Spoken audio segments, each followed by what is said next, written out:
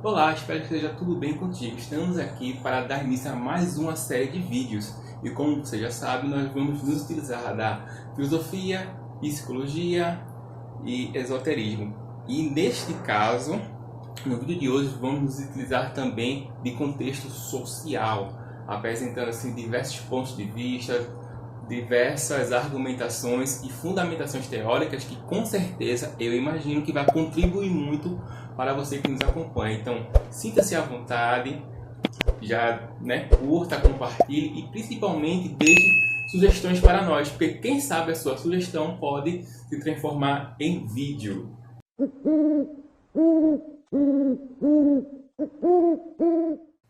Meu nome é Cristiano, esse aqui é o canal do Apenas Cris. Nós vamos falar hoje do anime Beastar, que está presente no catálogo da Netflix. Que ele é uma adaptação do mangá do mesmo nome, da autora Paru Itagaki, que foi publicado do ano 2016 até 2020. Já conta hoje com 2 temporadas, que começou a ser exibido no ano de 2020 na Netflix. Eu já indico a você, é um anime muito bom que traz diversas possibilidades de análise, diversas possibilidades de reflexões, diversas possibilidades de a gente se indagar no que diz respeito a situações éticas, morais, contextos econômicos, contextos civis, filosóficos, psicológicos, enfim. É mesmo, é? Ali há um leque enorme de possibilidades. No entanto, no vídeo de hoje, nós vamos abordar o ponto de vista da filosofia, contexto social. Uma característica muito marcante ali deste anime é que ele nos apresenta seres antropomórficos.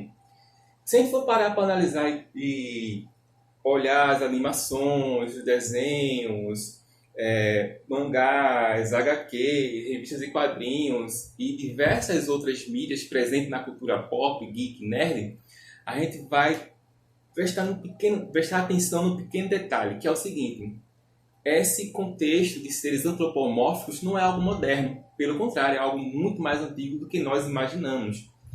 E o que seria seres antropomórficos? É você projetar, seja nos animais ou objetos inanimados e divindades, características humanas, sejam elas características físicas ou características de personalidade. Exemplos que nós podemos dar aqui no que diz respeito a animações, nós temos o Pica-Pau, nós temos a galera do Looney Tunes, nós temos os personagens da Disney, como o Mickey, Pluto, o Pato Donald, nós temos também o Rocket Raccoon, que é o Guaxinim, né, dos Guardiões da Galáxia, Bob Esponja e todo ali o seu contexto. Então, isso são apenas alguns exemplos de desenhos animados e animações e animes também que apresentam essa característica. Outro fato interessante são as divindades presentes nas mitologias que apresentam essas características também, como, por exemplo, as divindades egípcias, astecas, maias e hindus. Ou seja, isso a gente já carrega uma certa historicidade quando a gente projeta essas características humanas e características, sejam elas físicas ou psicológicas, em determinados seres. E o anime Beastar não foge desse contexto. Aí eu te faço a pergunta: por que nós temos tanta familiaridade e tanto apego a ver, esses animais assim com essas características? Isso é muito interessante a gente pensar e refletir, por quê? Isso é quase como se fosse uma linguagem universal, como nós percebemos tudo isso. Nós vamos analisar isso no nosso próximo vídeo, que serão os pontos de vista psicológicos desse anime. Então já lhe convido a se inscrever, deixar seu like, comentar e compartilhar, porque assim você já não vai perder nenhuma série desses vídeos. O primeiro ponto que nós vamos analisar aqui é o contexto social. Vamos dar um rápido panorama geral do qual o anime nos apresenta como se estrutura essa sociedade. A sociedade de Beastar, ela tem uma certa hierarquia muito bem definida e uma política muito bem estabilizada, no qual nós temos ali o seguinte: percebemos uma sociedade utópica, fictícia, onde herbívoros e carnívoros convivem de uma forma extremamente harmoniosa. Uma outra animação que apresentou essa característica foi Zootopia, essa convivência bem harmoniosa entre carnívoros e herbívoros.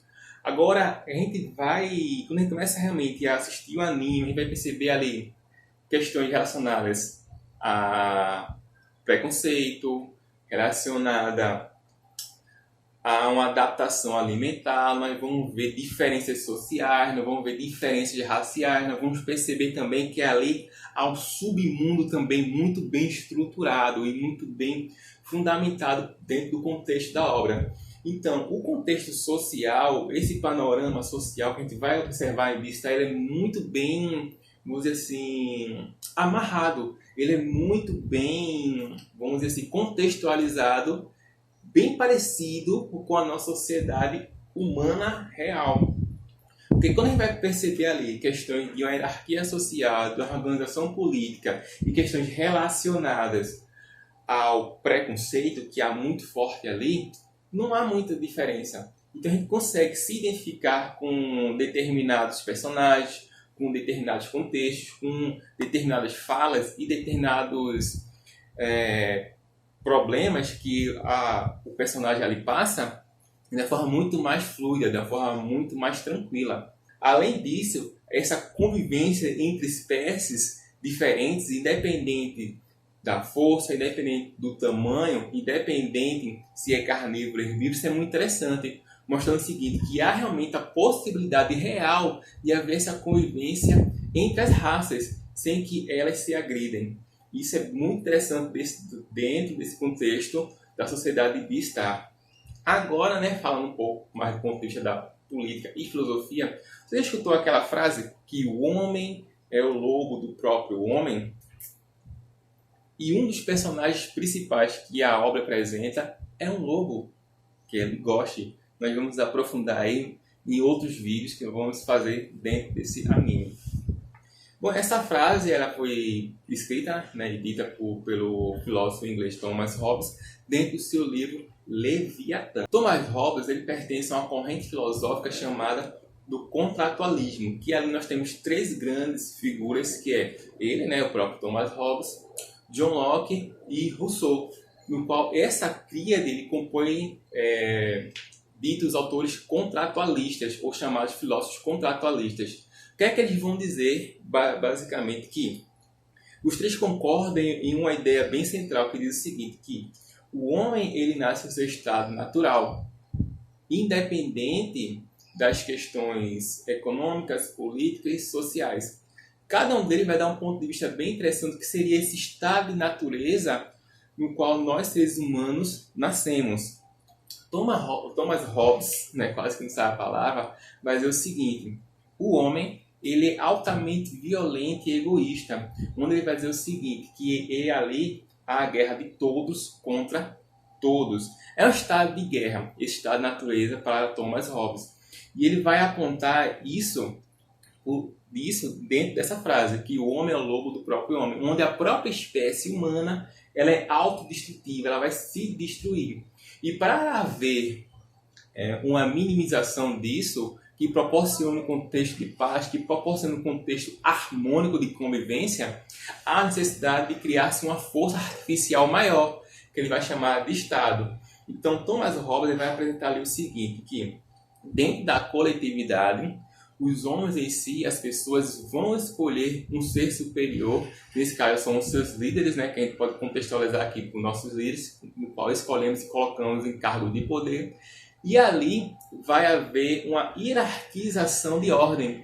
Então, será esse ser superior, que ele vai chamar de Estado, o Estado artificial, vai começar a organizar a vida coletiva, tirando a pessoa desse estado de guerra, desse estado que pode extinguir a espécie, e colocando assim uma ordem social, com leis, com normas de conduta e postura ética.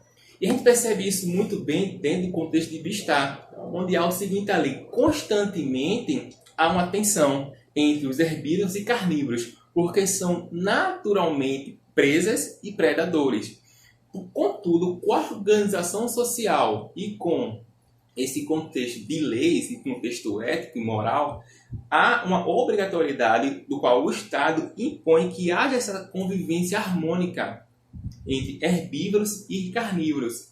Ou seja, não há nenhuma extinção de espécie ali por parte dos predadores em relação às presas. Então isso vem através do quê? De uma representação do Estado, do qual a gente citou agora há pouco, relacionada no que diz respeito ao autor Thomas Hobbes.